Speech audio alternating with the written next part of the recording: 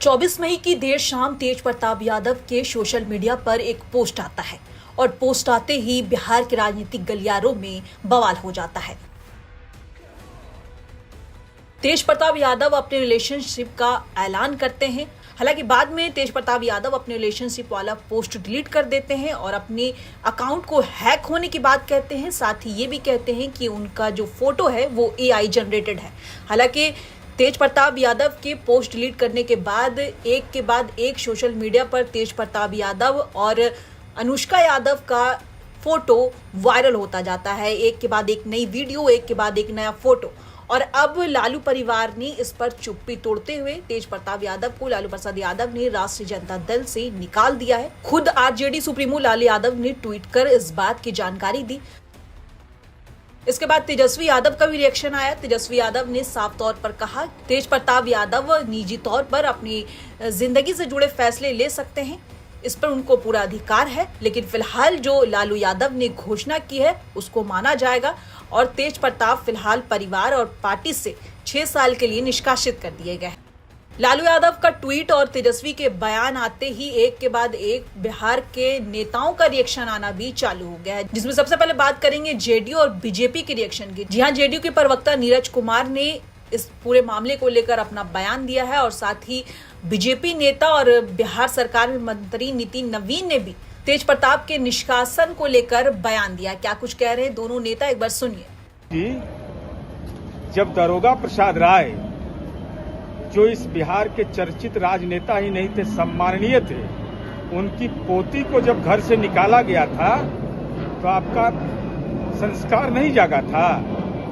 उस समय आपका जमीर नहीं जागा और आज आपका जमीर जाग गया। और उसके बाद आपके मंतव्य के बाद आपके छोटे पुत्र तेजस्वी यादव बोलते हैं कि तेज प्रताप यादव हमारे बड़े भाई हैं। आप कह रहे हैं कि घर से निकाला माना जाएगा। ये कैसा है, चूहा बिल्ली का खेल हो रहा है। बेटियों का सम्मान करना इस बिहार का राजनीति नहीं, देश का संस्कृति रहा है।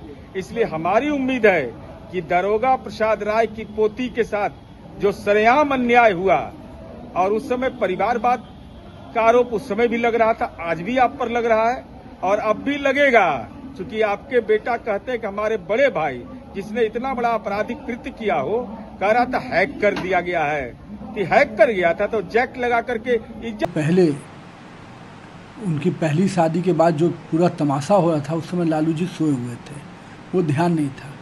और कहीं ना कहीं उनके घर के अंदर जो राजनीतिक नुरा कुश्ती चल रहा है, उसका ये परिचायक है।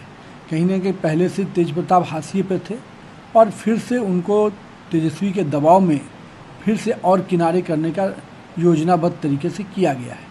इससे ज़्यादा बड़ी हरकत तेज प्रताप पहले भी कर चुके हैं।